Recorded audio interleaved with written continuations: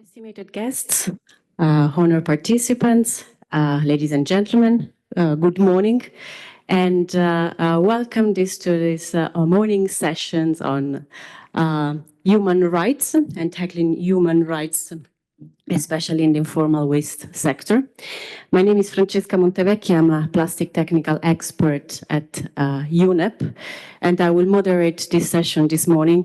And as you can see, I am joined on stage by our fantastic panelists for today.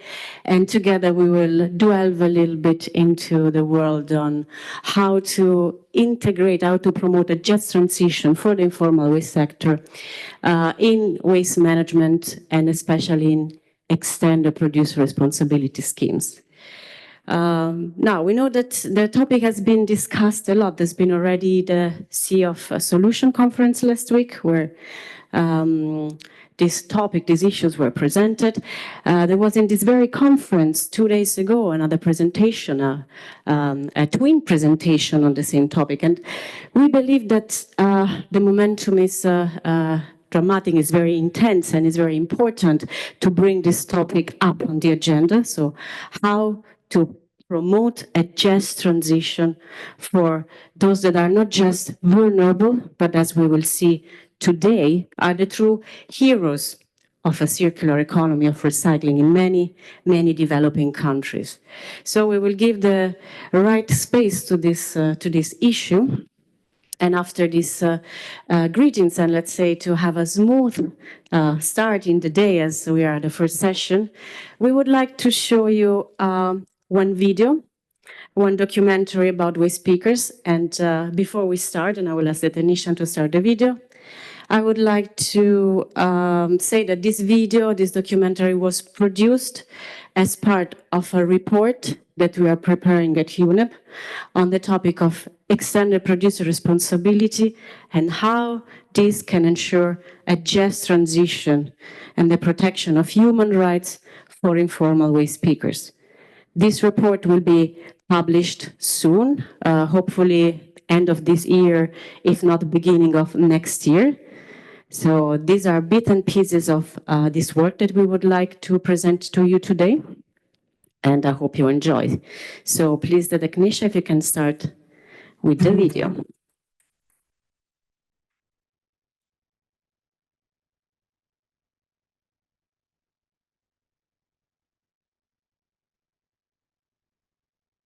Ako po, si Ginang Sherilyn Hernandez. Ako po ay kasalukuyang tagapamahala ng San Francisco Landfill Multipurpose Cooperative.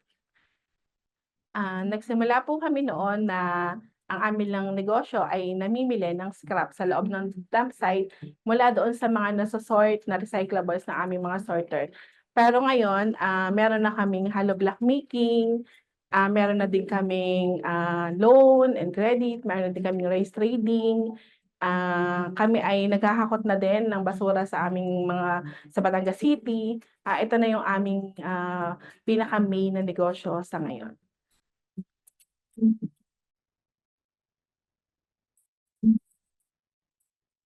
Yun, meron na kaming less than 500 members dahil nga mga waste worker ang nag-umpisa nito, kaya hinihikayat namin mas lalo yung mga waste worker na sumanib sa amin. Dalawang paraan siya. Una, humahakot kami ng basura sa aming mga kliyente, sa iba't ibang mga school, sa iba't ibang mga food chain establishment.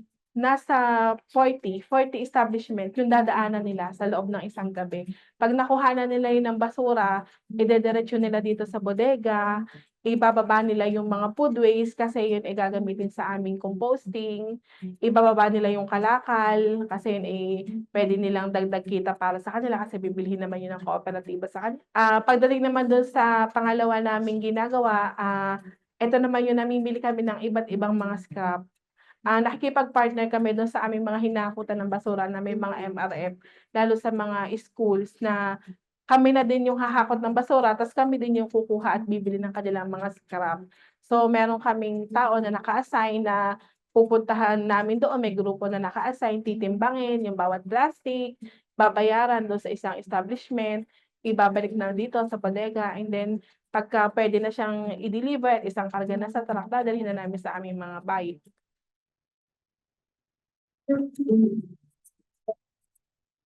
Yung EPR law, eto po yung dahil nasa makabago na tayong panahon na plastic ang ating ginagamit sa ating mga kinakain at ating iniinom, dahil sila talaga ang may malaking role pagdating diyan sa EPR law. Dahil yang mga manufacturer, bababa at bababa yan sa kukuha at hahanap ng puwedeng magtrabaho para sa kanila.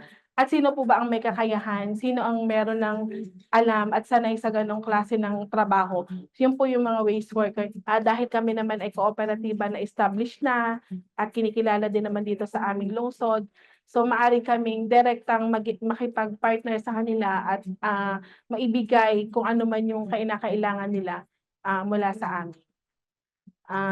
Dagdag sana kita at tsaka dagdag na mga makinarya para sa amin, is worker natin. Ang kailangan na lang maging formal sila para po sila ay, makasunod din at yun.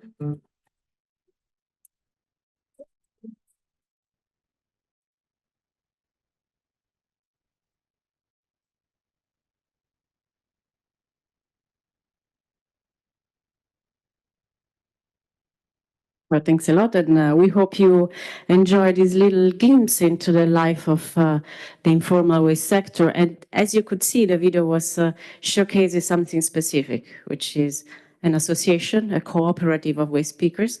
And we will see in the course of the next presentation, that one of the highlights and the findings from this report that we will publish under, as you could see, the Sea Circular project.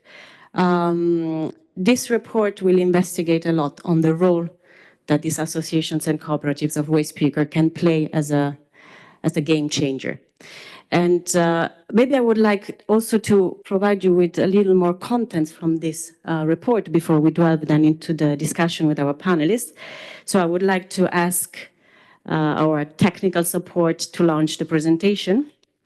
I would like to be brief with this presentation because I think we should then give floor to our panelists.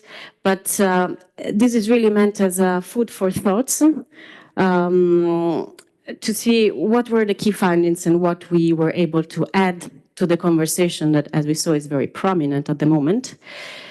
Just to understand the scope, we were trying to investigate EPR schemes for plastic packaging in 6 selected ASEAN countries and to see how EPR can contribute to this just transition. We know that EPR, extended producer responsibility, is a waste management policy that can be very, very powerful in increasing the amount of collected waste or recycled waste.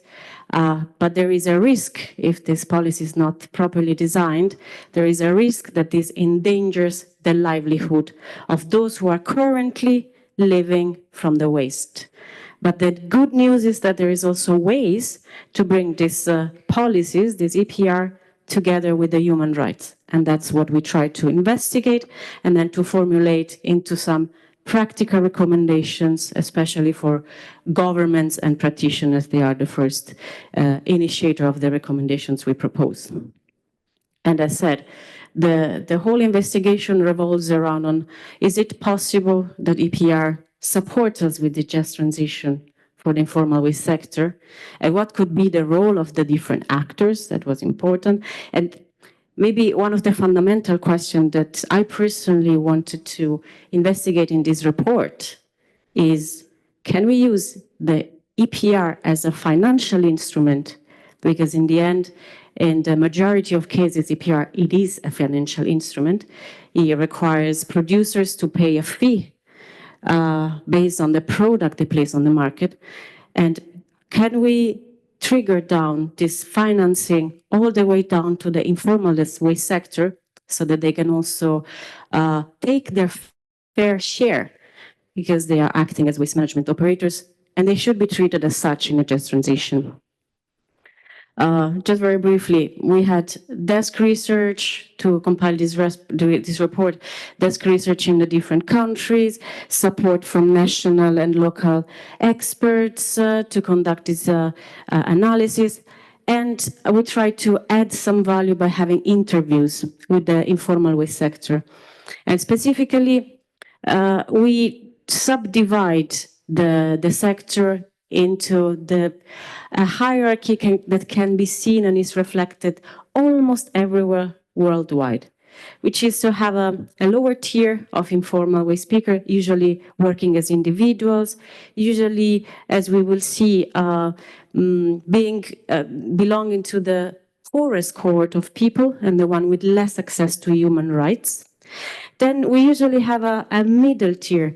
These are the aggregators, the collectors. They usually buy waste from the lower tiers and they process it somehow. They're usually a little richer. They can be already seen as real entrepreneur, even if they don't hold a business permit. And one of my key messages today is that we should treat the whole category as such, as entrepreneurs, because that's in the end what they do. And then all the way up to the recyclers. So we try to see if there is differences in how human rights are tackled in these three tiers. And then, of course, we had different round of consultations, reviews to make our findings more credible. I'll jump directly to the findings of all of this. I already started to introduce it a bit. I guess everyone in this room knows that developing countries are strongly relying on the informal waste sector, especially for separated waste collection and also for recycling. So we might say that they are the true heroes of the circular economy in many instances. Regarding the EPR law, in 6 countries investigated, so just 3 already formally adopted the law. These are Vietnam, Indonesia, and the Philippines, and they are already advancing and implementing the rules, regulations, and really then on the ground.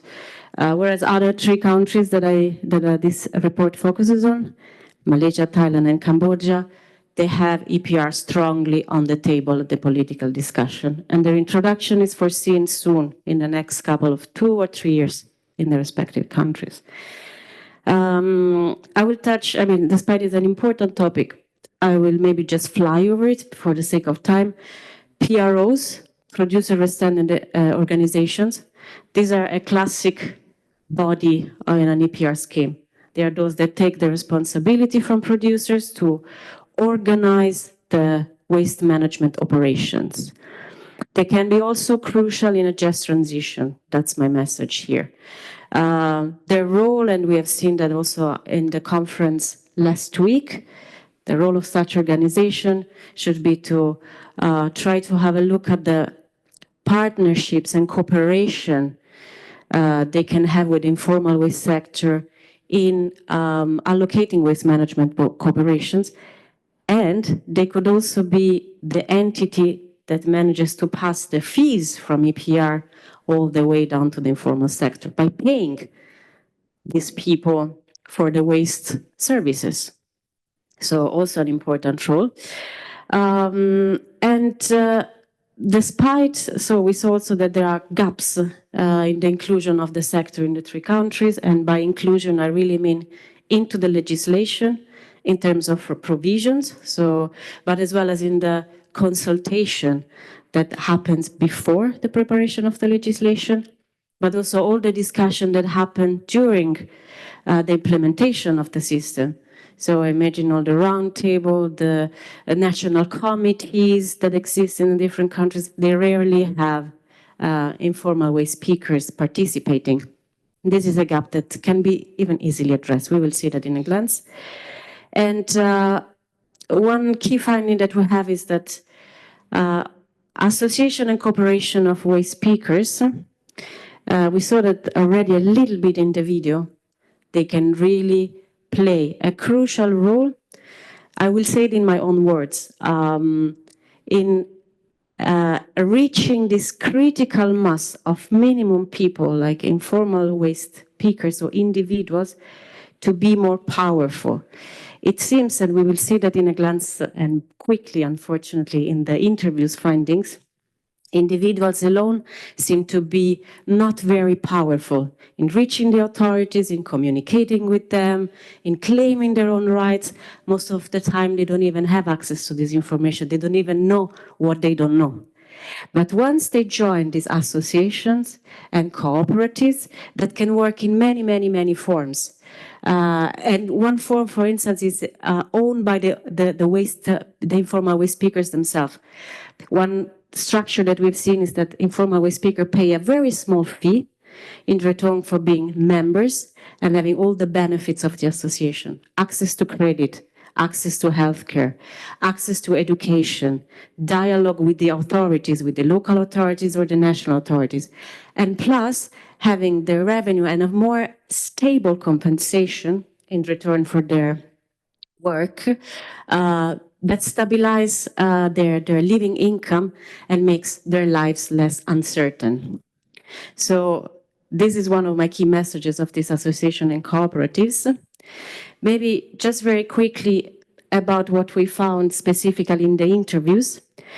We are dealing here with the lowest tier, and there are some little unexpected results. Of course, we found them to be very poor, and we found them also to have gaps in how their human rights are tackled, are addressed. But there is some improvement there. For instance, already some know that it's important to wear protective gears. Maybe they didn't receive the right information and they needed to learn it at their own cost. So they had accident, but they know that their workplace is hazardous. On the downside, what we already expected is that there is little familiarity with this EPR system. Most of these individuals, they don't know what we were speaking about.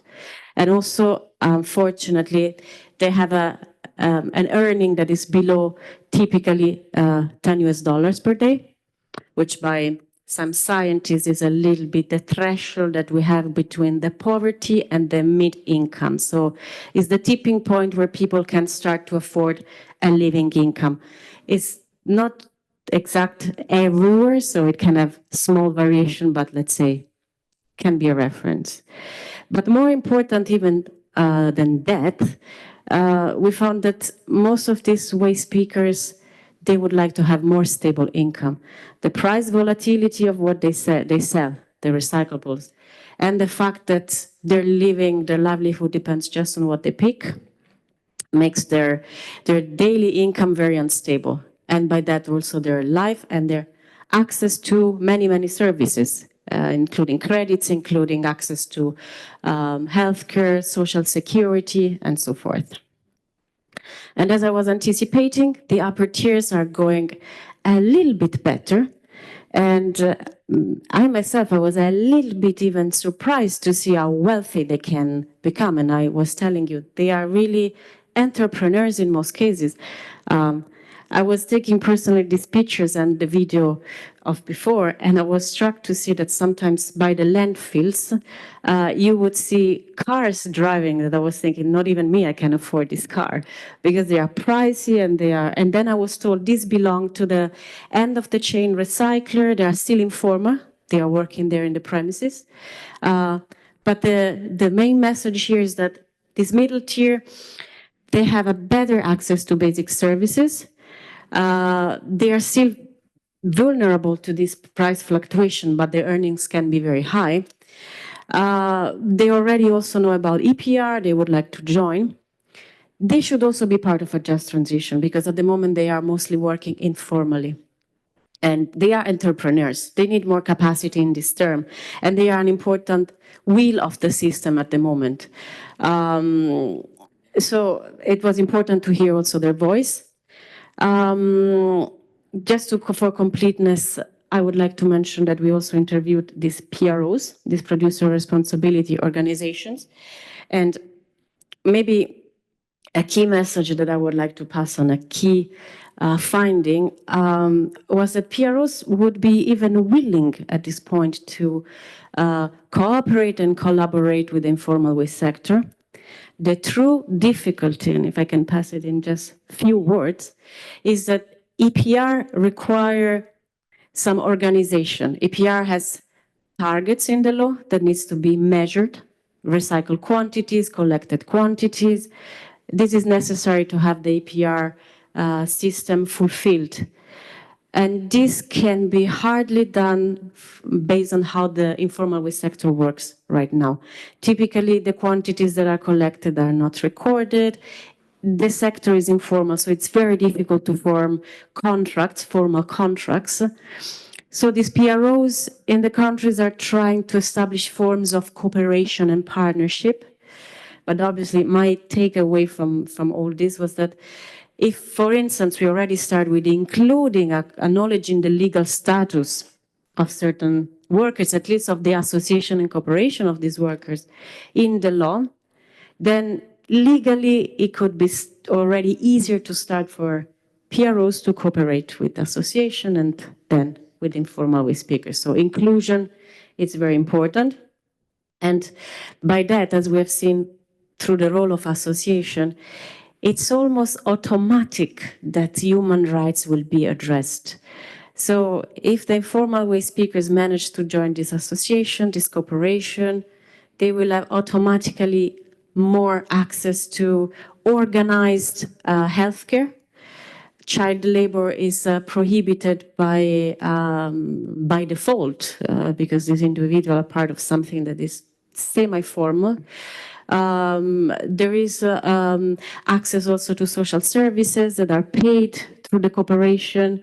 People know how to access that. There is more chances and likelihood to organize capacity building and to improve the general way human rights are tackled. So I believe these are a little bit my findings. And I would like now to close here my presentation.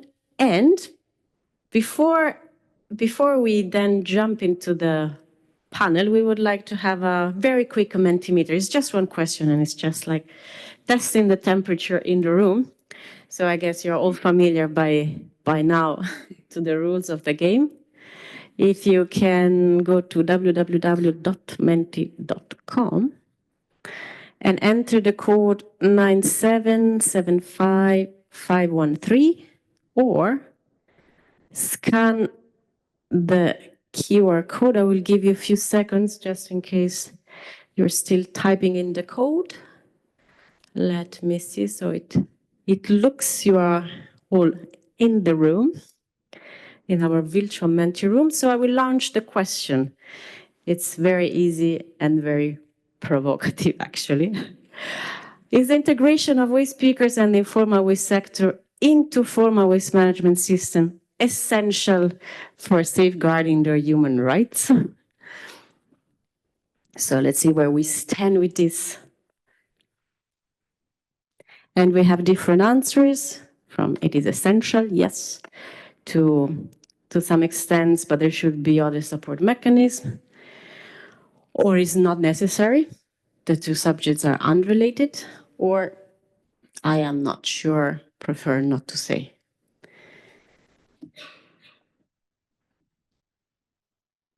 And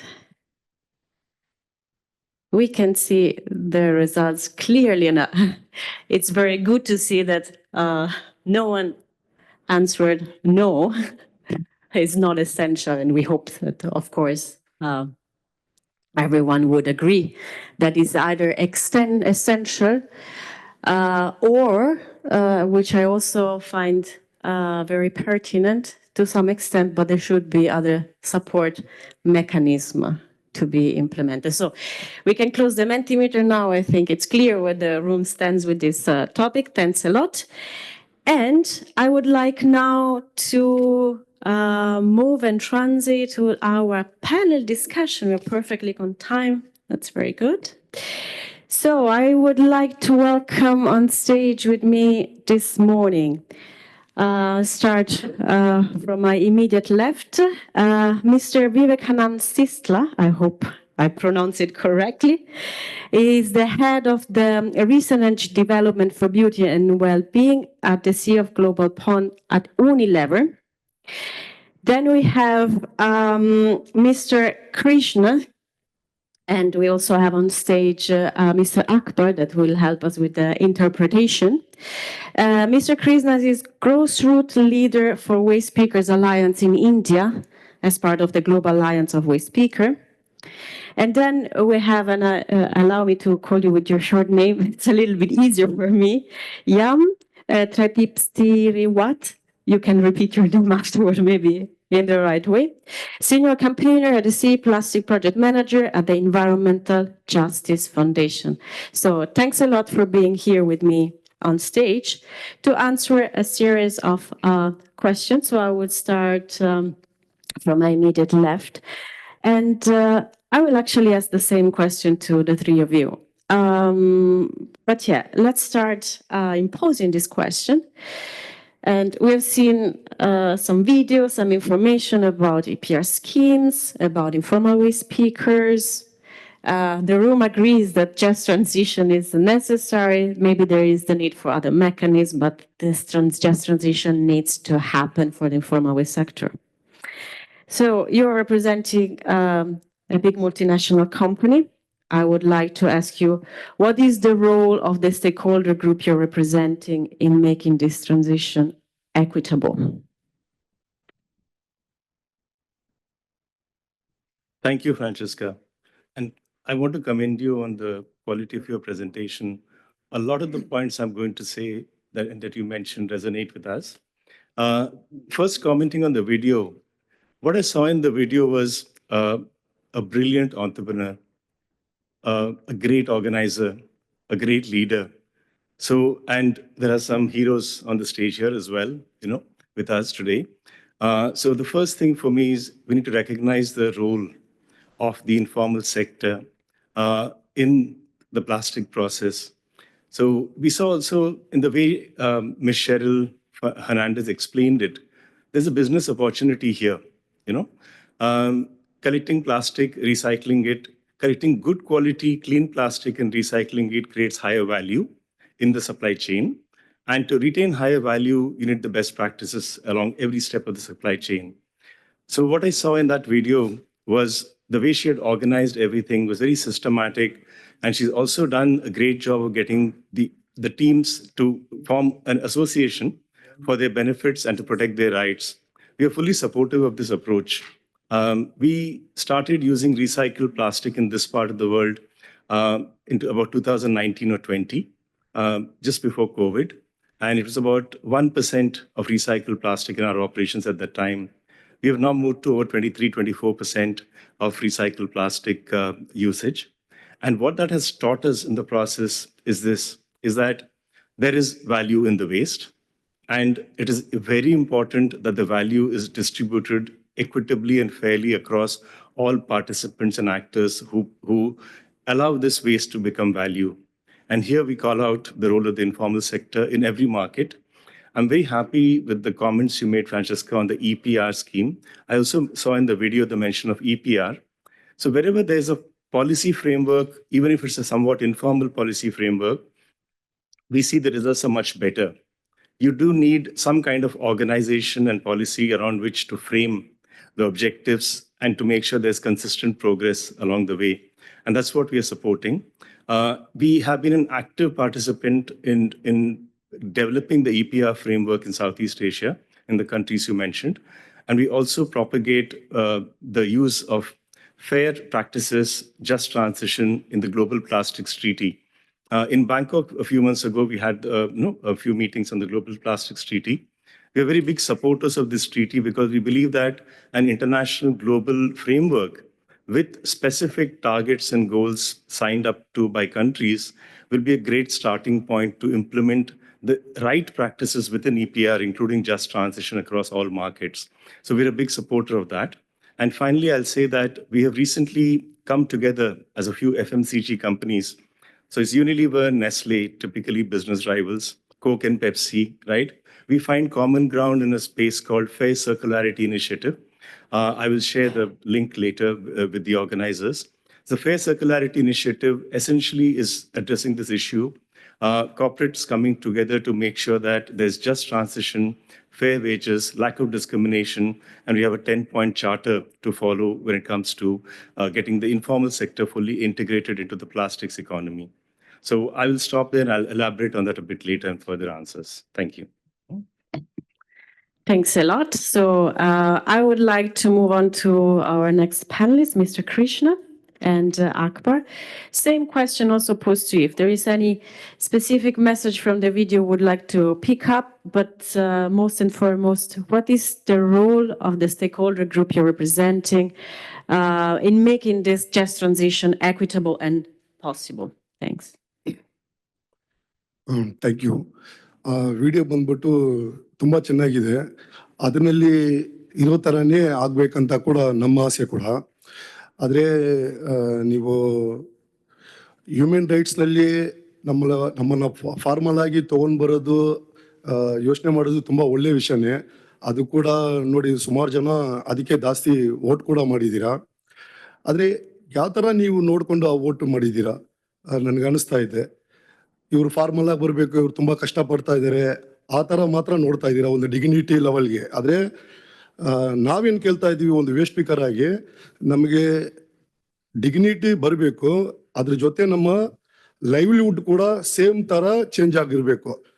ಇಲ್ಲಾಂದರೆ ನೀವು formal ತೊಗೊಂಡು ಬರ್ತೀನಿ ಅಂತ ಹೇಳ್ಬಿಟ್ಟು ಇವತ್ತು ಒಂದು example ನಾನೇ ಒಂದು 750 ಏನಾದ್ರು ನಾನು ಸಿಂಗಲ್ ಆಗಿ ಹೋಗಿ ನಾನು ದುಡಿದ್ರೆ ಕೂಡ ನೀವೇನಾದರೂ ಫಾರ್ಮಲ್ ಆಗಿ ತೊಗೊಂಡು ಬಂದ್ಬಿಟ್ಟು ಒಂದು ಲೇಬರ್ ಥಿಂಕಿಂಗ್ನಲ್ಲಿ ಮಿನಿಮಮ್ ವೇಜ್ ಅಂತ ಹೇಳ್ಬಿಟ್ಟು ನೀವು ಒಂದು 500 ರೂಪಾಯಿ ಕೊಟ್ಟರೆ ಅದು ನಾಟ್ ಫೇರ್. ಅದು ನಾವು ಕೇಳ್ತಾ ಇರೋದು ಲಿವಿಂಗ್ ವೇಜ್ ಕೇಳ್ತಾ ಇರೋದು.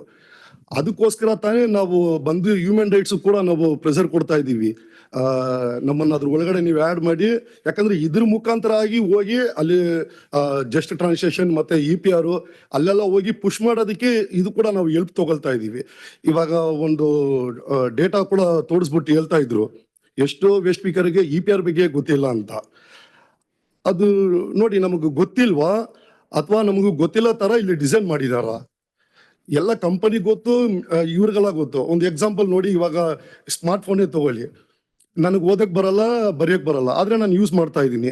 ಹಂಗಂದ್ರೆ ಇದನ್ನ ಸೇಲ್ ಮಾಡುವಾಗ ಯಾವ ಥರ ಅವರು ಡಿಸೈನ್ ಮಾಡಿದ್ದಾರೆ, ಎಲ್ಲರೂ ಯೂಸ್ ಮಾಡೋ ಥರನೇ ಮಾಡಿದ್ದಾರೆ. ಆದರೆ EPR ಅಂತ ಒಂದು ಸಿಸ್ಟಮ್ ಬರುವಾಗ ಕೆಳಗಡೆ ಯಾರು ಕೆಲಸ ಮಾಡ್ತಾರೆ, ಯಾರು ಮೈಂಡ್ ರೋಲ್ ಮಾಡ್ತಾ ಇದ್ದಾರೋ ಅವ್ರಿಗೆ ಅದು ಸಿಸ್ಟಮೇ ಗೊತ್ತಿಲ್ಲ. ಹಂಗಾದ್ರೆ ಅದು ಡಿಸೈನೇ ಆ ಥರ ತಪ್ಪಿದೆಯಲ್ಲ. ಇದೇ ನಮ್ಮ ಫೈಟು. ಆದರೆ ಇವಾಗ ವಿಡಿಯೋನಲ್ಲಿ ಇರೋದು ತುಂಬ ಚೆನ್ನಾಗಿದೆ, ಒಂದು ನಮ್ಮನ್ನು ಒಂದು ಕೋಆಪರೇಟ್ ಮಾಡೋದು ಮತ್ತು ಆ ಥರ ಮಾಡೋದು. ಆದರೆ ಅಲ್ಲಿ ಕೂಡ ಏನು ಗೇಪ್ ಆಗ್ತಾ ಇದೆ ಅಂದರೆ, ಎಲ್ಲೋ ಒಂದು ಜಾಗ ಮಾತ್ರ ಡೋರ್ ಓಪನ್ ಆಗಿರಬಾರ್ದು. ಎಂಟೈರ್ ನಮ್ಮ ವೇಸ್ಟ್ ಸ್ಪೀಕರ್ಗೆ ಎಲ್ಲ ಜಾಗ ಆ ಥರ ಮಾಡೋದಕ್ಕೆ, ಈಸಿಯಾಗಿ ಮಾಡೋದಕ್ಕೆ ಒಂದು ಎಲ್ಲ ಡೋರ್ ಓಪನ್ ಮಾಡಿದ್ರೆ ನಾವು ಕೂಡ ಒಂದು ಫಾರ್ಮಲ್ ಆಗಿ ಆಗ್ಬೋದು. ಆದರೆ ಲೇಬರ್ ಆಗಿ ಇಲ್ಲ, ನಮ್ಮ ಮಾಡ್ತಾ ಇರೋ ಕೆಲಸಕ್ಕೆ ಒಂದು ಕ್ರೆಡಿಟ್, ಒಂದು ಪಾರ್ಟ್ನರ್ಶಿಪ್ ಹೋಗೋದಕ್ಕೆ ನಾವು ಪುಷ್ ಮಾಡ್ತಾ ಇದ್ದೀವಿ. ನಾನು ಆ ಥರ ನೋಡ್ತಾ ಇದ್ದೀವಿ. ಆದರೆ ತುಂಬ ಚೆನ್ನಾಗಿದೆ ಅದು ಈ ವಿಡಿಯೋದು. Yeah, so I'll just translate what Krishna mentioned. So I have reflection on both things. So I have a reflection on the video, and I also have some reflection on the questions which all of you have answered. So when we look at formalizing the informal sector and the waste pickers and bringing them into formal setup, then we know it's going to solve a lot of human right issues, because we are making them and you're bringing them into formal setup, and we are also wanting that because our human rights needs to be safeguarded, and we also need to be acknowledged and credited for our work. But just social mobility is not enough. We also need economic mobility. So from the video, it's very interesting to see how the waste pickers formed a cooperative, and they are also, whatever finances and the financial mechanism works in that setup, it also reaches the waste picker. But it also, being a cooperative, it fulfills all the EPR targets in terms of compliances, in terms of targets and all those things. So this is what our need is. Like when you think about waste picker and bringing them into formal setup, I want everybody to think in terms of like socio-economic mobility, where we get credit for our work, and we are acknowledged, and we also move up in terms of our financial stability. So I have some more reflections on the EPR system itself. So when EPR is designed now, lot of stakeholder is aware of EPR, whether it's producers, whether it's like recyclers. But in the presentation, which it got highlighted, most of the waste pickers are not aware of what EPR is. So, however, now I want to ask a question: how this EPR system is designed? Because certain stakeholder in the value chain are fully aware of it, and certain stakeholder in the value chain who are not unaware of the EPR system. So it's our responsibility. How do we make the informal sector also aware of EPR system? So suppose I want to give an example: smartphone designed in a way everybody has can use it. Even though I don't know how to read and write, I know how to use a smartphone. So the EPR system also needs to be designed in a way that all the people, all the stakeholder involved in the value chain should know what's happening and how they have to use that and how they can give productive feedbacks to it. So yeah, so it's a very good step. And when we think about integration of waste picker into formal setup, we need to ensure socio-economic mobility in that. And cooperative and associations are fewer solutions, but we need much more similar solutions, and we need multiple doors where waste picker can integrate and grow. Thanks a lot for elaborating on this answer. And I would like then to pose exactly the same question also to Ms. Yang. I will just go by your first name. So what is the role of your stakeholder group in achieving this just transition? Thanks a lot. Right. Yeah, thank you. And thank you for having me. You can call me Yam or you can call me Salisa. Both names work. And just to comment on the video first, after I watched the video, I can see that we haven't like a really good established waste management system. We have the heroes who are working on it. But one question popped up on my head would be, when we have all these infrastructure and existing infrastructure, why are we still having and facing the issue of plastic pollution? And I think it's, that's why we're here. We're here to find an answer. And before I go into answering, like, how do we integrate just transition into EPR and how do we make that work, I just would like to make 2 points so that everyone know where I'm coming from. About EPR. First thing is that informal sector working in the realm of plastic pollution is very diverse and it is not homogeneous. Environmental Justice Foundation, we work with fishing communities and also coastal communities at the front line of plastic pollution who first profession is fishing, but now they have to turn into a waste collector as well, just to combat plastic pollution that they are facing. And there are also groups of like communities formed into environmental groups to tackle plastic pollution locally at their home. So the first point that I would like to make is that it is very crucial that we recognize these different groups within the informal sector when we discuss about EPR and how EPR should be designed and how these stakeholders should be part of the EPR system. So that's just the first point. The second point that I would like to make is that plastic pollution affects everyone, especially those plastics that are problematic, not very easy to be collected, sometimes cannot be sold, and those that can be avoidable. So I know EPR at the moment is focusing heavily on recycling, but in the future to secure the health to the clean and healthy environment for everyone, including waste pickers, I think it is very important that EPR also go beyond recycling to be able to give the waste pickers the capacity building, the transition, and the rooms for them to be able to be part of a more upstream solutions. For example, reuse and refill in the return economy in the future, because as I said, everyone deserves to live in in a clean and healthy environment. And recycling sector, we need to admit that it is not very safe. And many plastics, like cell phone, for example, e-waste, it is very toxic to work with. So it is also very important, how do we integrate waste pickers into the EPR system that also supports upstream solutions. And if you ask me, how do we make this transition and the transition into EPR equitable?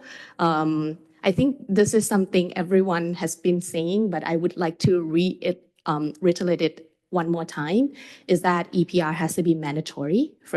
First and foremost, it has to become a law. In many countries right now, it is still voluntary. It is still being done by just good faith corporations.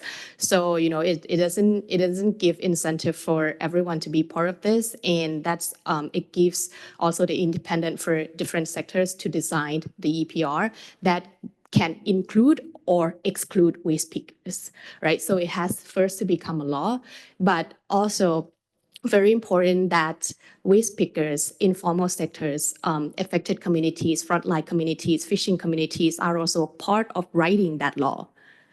Because if we don't have input from them, I don't really see how we are going to be able to design a robust and a revolutionary, I would say, EPR scheme for the future. Yeah. Thanks a lot. I couldn't agree more that we need law and we need to fulfill the right to participation. We need these groups to have their voice raised. I guess we all agree on that. And you also, thanks for providing me with a good bridge to my next question to the panelists. We spoke about plastics that are very difficult to be collected, to be recycled. They are very polluting. And we know that, we're here discussing about it partly because plastic pollution, it's a crisis. I like to call it, I don't like it, but I call it crisis because we should also address it in this way. And this brings me to the next question to the panelists. It will be the same for all, but I will start with my very left at the beginning. The question is about the access to remedy from the plastic pollution damages. So the question specifically asks, what does the right to access remedy mean in relation to plastic pollution and for the plastic sector as well as affected communities? So, as I mentioned earlier, we are advocating for a global plastics treaty that covers actually some of the points our panelists made, which is the need for regulation on every aspect. And this includes not just the EPR schemes that look after recyclable plastic materials, but also legislation around total management of plastic end to end. Yeah. So we have a policy in our organization which we call less plastic, better plastic, no plastic. And essentially what it means is that we will make efforts across all aspects. Can we eliminate plastic by design in everything that we create? That's the first question. Where we cannot eliminate, can we reduce the amount of plastic used by design? And eventually, where we have to use plastic because of lack of other technical solutions, then can we use recycled plastic as much as possible? So we want to look at this problem in all the aspects. And each of these aspects will require separate infrastructural have different infrastructural needs. The first one will require technology investments on solutions that are beyond plastic. The second one may require investments on reuse, refill, recyclable systems. And the third may require the implementation of laws for EPR. In each of these cases, what we are saying is that we will advocate. So first thing we want to do is recognize the rights of the informal sector and the role that they play in a just transition and the management of plastic at all types of the schemes. The second thing we want to do is ensure representation. We have representatives here, and they mentioned that their voice needs to be heard. So we are committed to advocating through the policies and through the industry and other bodies that we're a part of to have the representation of the voices of the informal sector into drafting of the policies and the implementation thereof. We also support, for example, EPR schemes run through PRO mechanisms, because that allows a certain amount of governance and control and implementation of the policies that hopefully have been developed and agreed across the board. So at each step, what I would say is that we are committed to making sure that the rights are represented. We have taken 8 areas. I'll just quickly talk to a couple of them that we want to identify salient human rights when it comes to plastic management. This includes bullying and harassment, discrimination, fair wages, forced labor, freedom of association, which they referred to, health, land rights, and working hours. So in each of the bodies that we are a part of, we want to advocate and represent that these aspects are covered as part of policies that are developed going forward. Yeah. Thank you. Thanks. I also believe that, yeah, we should make sure that the policy also includes this right, so we can all cooperate together.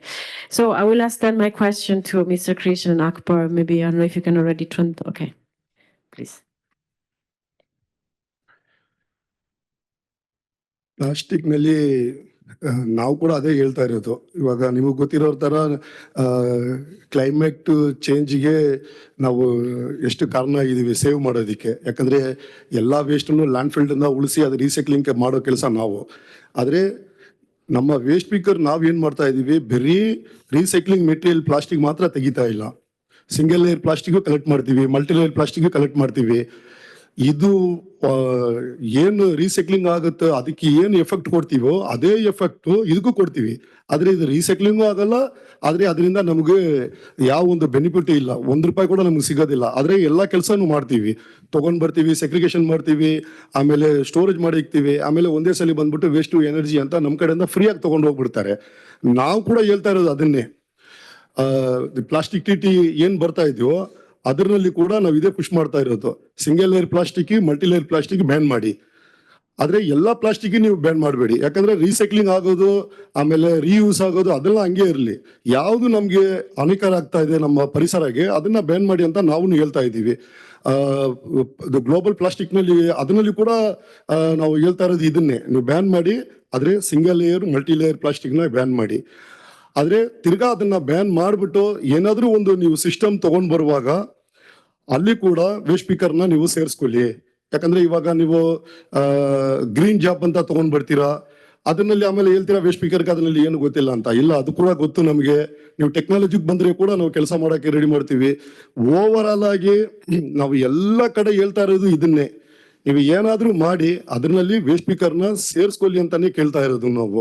ಅದು ನಾನು ಎಷ್ಟು push ಮಾಡೋದಂತ ನನಗೆ ಗೊತ್ತಾಗ್ತಾನೆ ಇಲ್ಲ. ನೀವು ದಯವಿಟ್ಟು ಅರ್ಥ ಮಾಡ್ಕೋಬೇಕು, ಯಾಕೆ ನಾವು ಇಷ್ಟು ಆತಂಕ ಪಡ್ತಾ ಇದ್ದೀವಿ ಅದರಲ್ಲಿ ಅಂತ. ಯಾಕಂದ್ರೆ ಅದರಲ್ಲಿ ನಮ್ಮ ಲೈಫ್ ಅದರಲ್ಲಿ ಹೋಗೋ ಪರಿಸ್ಥಿತಿ ಬಂದಿದೆ. ಅದಕ್ಕೋಸ್ಕರನೇ ನಾವು ಇಲ್ಲಿ ತನಕ ಪುಷ್ ಮಾಡ್ತಾ ಇರೋದು ನಾವು. Yeah. So when we talk about remedies and solutions, I wanted to say we are the solutions. We've been acting as solutions for a very long time, because when we waste picker collect dry waste, and I collect door to door dry waste in Bangalore. I collect dry waste from 20,000 households. So even though I know there is no value for single use plastic and multi-layered plastic, still I put the same amount of effort and labor collecting that particular waste. And somebody collects that multi-layered plastic and low value plastic and sends it to waste to energy, and we are not getting compensated for our labor and our efforts which has been put in. So being a waste picker whose livelihood is purely dependent on plastic, we also understand the environmental concerns of plastic, and we wanted to ensure how do we reduce multi-layered plastic and single-use plastic, which is harmful for the environment. And this is what our point of view in the Global Plastic Treaty also, where the Plastic Treaty is going to focus on reducing plastic pollution. So we want that to happen. The multi-layered plastic and single-use plastic needs to be reduced, and we need to improve our waste management system. And when we move to better solutions, when plastic production comes down and we move to alternative solutions, when waste pickers are dependent on plastic, we need to ensure we also move to the alternative livelihoods, and we should be integrated. So when we talk about green jobs, green skilling, waste picker needs to be integrated and considered for those. So this is what our point of view is. Thanks a lot. I think that enriches the communication, but I also take away from these two interventions that eco-design, it's particularly important because we need to stop leaking uncollectible, unrecyclable products into the environment, and the products that are brought to the market should have some value also when they come at the end of their life, so that they have a chance to come back into the economy. I take this away, as well as with the fact that, of course, you are the real workers and you get compensated for all the waste that you collect. And EPR fees are actually a way so we can do that. Putting a price tag on the waste that has no value is one effective way of cleaning up. And I would like to ask now our third panelist if you would like to add anything to what you said already before in relation to access to remedy. So please. Yeah, thank you. I think before we talk about access to remedy, we probably need to identify the types of remedy and what we need in terms of to I guess, cover the loss and damage when it comes to plastic pollution, right?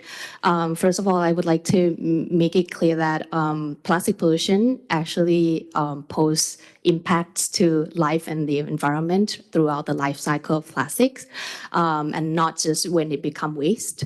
So, from extraction of fossil fuel to use and also to leakage to the environment later. So I think when it comes to remedy, we need to also consider the pollution throughout the life cycle of plastic. And I just want to make one example of this location that is in Thailand called Map Ta Phut, which is a district where plastic production is taking place in Thailand, because I think this location actually gives you, like how pollution throughout the life cycle looks like. This location actually used to be very famous for tourism and for fisheries. It's like the main economic pillars of Map Ta Phut, which is Rayong, only 3 hours from Bangkok. But in one decade, we saw 2 major oil spills and also more than like 20 explosions that it comes from mismanagement of the business operations from petrochemical industry. And also apart from that, those damages, there's also the issue of land reclamation for expanding the industry. And also because it's the sea, it's the ocean, plastics also come back in the form of marine litter. So that's the full life cycle that I'm talking about. And that's the full life cycle that I would like to emphasize that we need remedy for, not only when it becomes pieces of plastics, but from then when, these fishers, now they have to fish further away. Their tourism and their agricultural pillars are being actually crashed. And I agree with everyone that I think the Global Plastics Treaty can be a really good starting point to talk about access to remedy and also the types of remedy that EPR and even other mechanisms in the realm of plastic pollution under the Global Plastics Treaty should look into, should cover. And because unfortunately at the moment, the cost of cleanups and the cost of the long-term consequence of environmental issues that come with all the things that I've just said are bared by communities and affected communities. So it is very, very important that we expand the remedy of plastic pollution, not from just the downstream measures, but to also the upstream measures as well. And I think the Global Plastics Treaty is a really good starting point. Brilliant. Thanks a lot. I actually agree. So we hear again that eco-design seems to have really its importance in this process.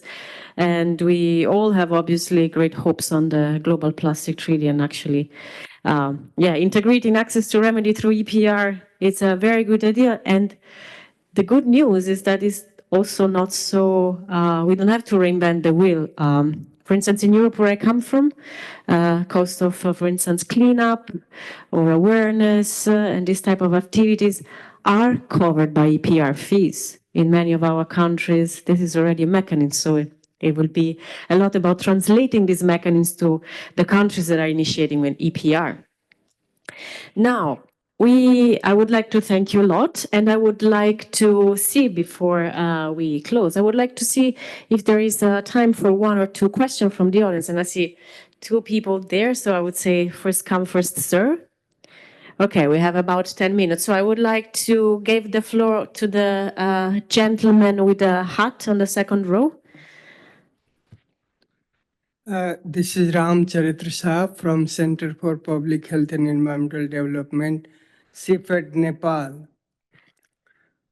My impression from this session is, while we are talking about BHR, REAL, and EPR as one of the solution kind of things, I have seen a lot of West colonization is happening as of today. And some of the country you mentioned, which is going to adopt EPR like Malaysia, receiving a lot of waste from the north to be recycled, to be disposed of in the country like Thailand, Malaysia, Philippines, Indonesia, all over Sri Lanka. So my question is, while we are talking about BHR real, when this West colonization is going to end? I have also working very closely with the West worker in Nepal, where we have tested the blood lead level among the waste pickers, and it is increasing. And so their health is getting affected day by day while doing this service. And they are much unorganized, they are not vocal, their voice is not being heard. And they are the one who is the first victim out of waste managing for their day-to-day life. So that is the situation. And even we have tested a lot of recycled product. And that recycle plastic, after recycling of plastic, we have seen a lot of contamination of the chemicals in the second product. Even in the recycled pellet, plastic pellet, which is used as a raw material for producing other things, has been contaminated with the chemicals of health and environmental concern. So my ask is, why not we can promote green recycling and stop toxic recycling in the name of circular economy? Thank you. Thanks, and maybe I can take up the very first question that is about waste shipment, what we call from the global north to the global south, often resulting in waste that cannot be recycled and is just residual waste to these countries. Let me first reply that so EPR alone as a policy measure is, if you ask me, is not the ideal measure to address this, because EPR schemes are schemes that are usually developed at the national level. You know, we have in the world something that is called sovereignty. Each country is more or less the owner of the laws it produces and what it puts in place. And EPR is a classic law that acts at a national level. The problem of waste shipment is a problem that is international. It goes across boundaries. My hope to really address this is that, okay, as we know, there are different global conventions. The Basel Convention is one of the conventions that considers the transboundary movement of waste and what is hazardous waste. And there has been tightening a little bit the screws recently so that just recyclable plastic in principle can be shipped. Then if this happens really in reality is a matter of control and inspections at the ports, at the countries where this illegal waste eventually comes. The hope is now that the Plastic Waste Treaty will have a look again at this Basel Convention as well as the Stockholm Convention on Chemicals to tighten even more and use these instruments to control the transboundary shipment of waste. But again, EPR alone, if it's taken just as a national instrument, at first it might control what is imported and what is meant to be placed on the market in terms of products. So we have kind of a control of the chemicals at this level somehow. I mean, we get already to some more advanced schemes of auditing and monitoring. But I think the real answer is the enforcement of these global conventions, and then hopefully through the plastic treaty this will be tightened up. I would like to ask any of our panelists instead of there is any reactions to this. Yeah, you have explained about like a waste colonialism, so I'm just gonna touch on the safe recycling topic that you asked. I think that's a really important topic, and that's where also the Global Plastics Treaty come in place, because right now, you know, we have like 16,000 chemicals that are being poured into plastic production, and unfortunately, up only to like 3% is being regulated within the international legally binding instruments. So we have BRS, Basel, Rotterdam, Stockholm. And I think that is a really good point that to make that, you know, like the Global Plastics Treaty should also put in place measures to even ban, reduce, or even, you know, come into control of these toxic chemicals. Because if we don't lessen, weaken the complications of chemicals that we put into plastic production, it is impossible to secure safe recycling in the future. So I think that is a starting point. And the second point is the transparency of chemicals putting into products, which right now is not very transparent. So I think that is also another aspect, another angle that we could emphasize in the Global Plastics Treaty, calling for the transparency of toxic chemicals being put into plastic production. Thanks a lot. And I would like to get another question, possibly.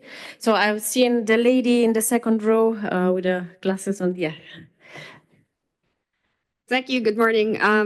Thank you to the speakers. Really wonderful discussion. And a lot of what was tackled here today is actually what advocates have been talking about. I'm Leah, by the way, from Greenpeace, Philippines.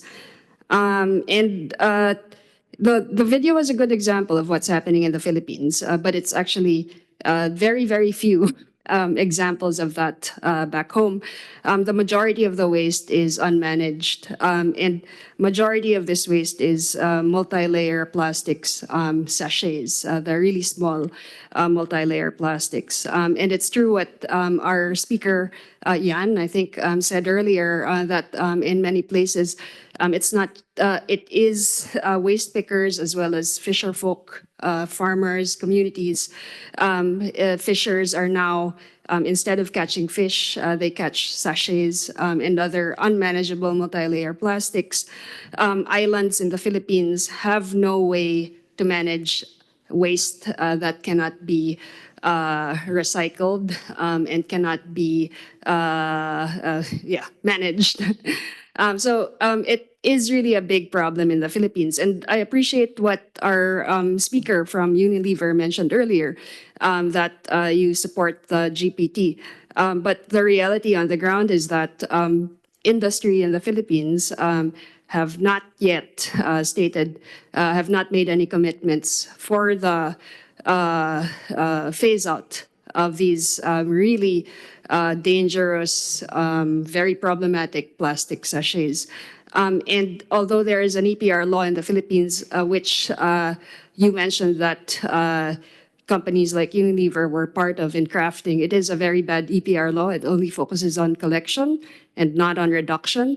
And it's something that a lot of advocates in the Philippines have really fought against and have advocated to have that EPR law strengthened to make sure that there is reduction and there's commitments from companies to stop producing multi-layer plastic waste, particularly sachets that have no value to waste pickers.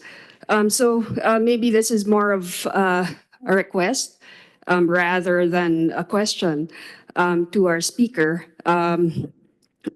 for companies like Unilever. If you're really looking at being a responsible business, respecting human rights, we think that the first thing that needs to be done is really to start the phase out of sachets, have a really clear timeline, really clear commitments to phase those out. And then there's also, you mentioned a few rights that your company is looking into, but I'd like to add some to the list, particularly right to information, the EPR law in the Philippines. We do not have information on how much sachets these companies produced. Industry has asked that this information be hidden from the public.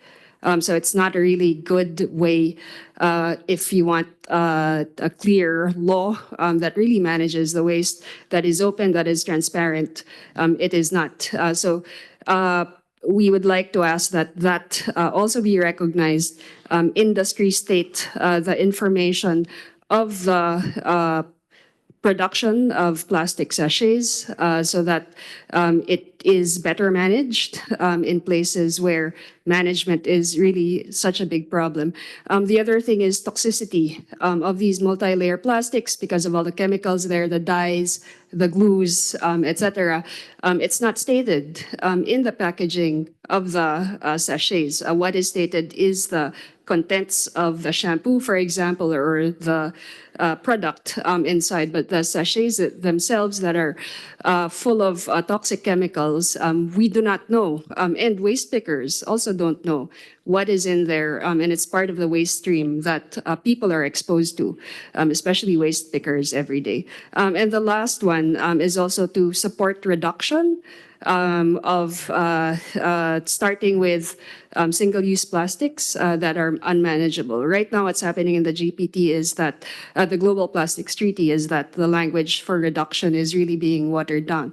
So I'd like to see those that supported by companies. If you do say that you do support human rights and you would like to do business better, it would be great that we do have the support of the industry for a really strong plastics treaty that aims for reduction rather than end of pipe downstream measures. Thanks a lot. Thanks a lot. And yeah, I'm not sure if, I guess this question was directed to the lab, so if you can. So thank you for your feedback. I'll make a couple of points because you said a lot of things in a very short time, very articulate. One, as I mentioned, we are committed to 100% recyclable, reusable, compostable plastic. That's one of the targets that we have taken. I also mentioned earlier about the less plastic, no plastic, better plastic policy we have. So we do actively seek to reduce the amount of plastic we use in our operations at all times.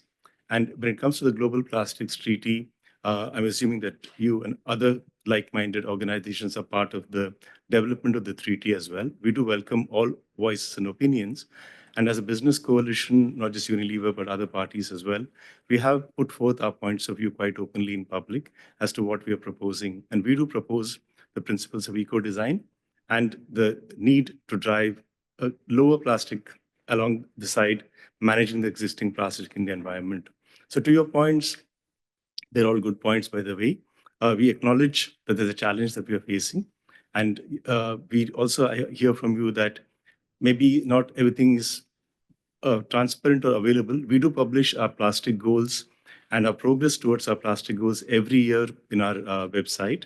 And when it comes to the Philippines specific EPR, we are advocates of transparency, and we're advocates of having a common principle across all industries and players when it comes to declaring specific data.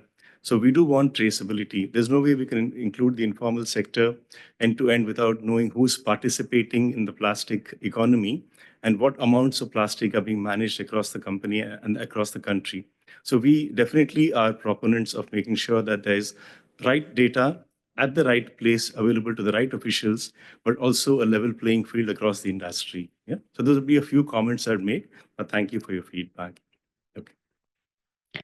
Thanks, Ed. Maybe I know that it's late, but I would like, because I like your intervention, I would like to just drop also my experience with that. Just as very small prologue. I've been spending the past 6 months traveling around Southeast Asia, and I spent 1 month in the Philippines, also to observe how people consume this plastic, how the behavior is.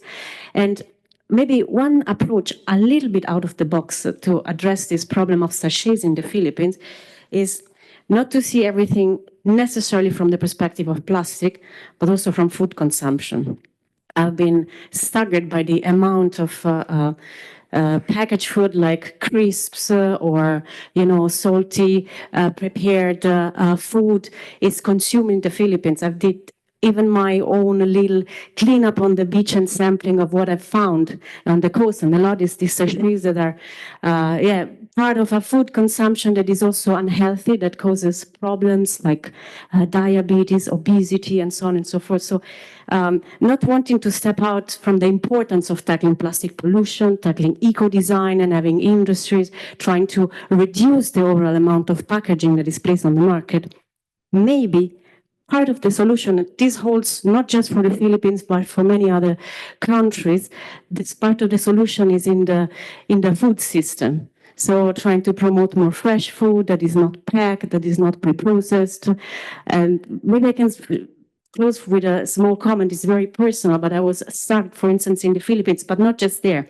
I've seen that in other Pacific islands, for instance, or other Southeast Asian countries.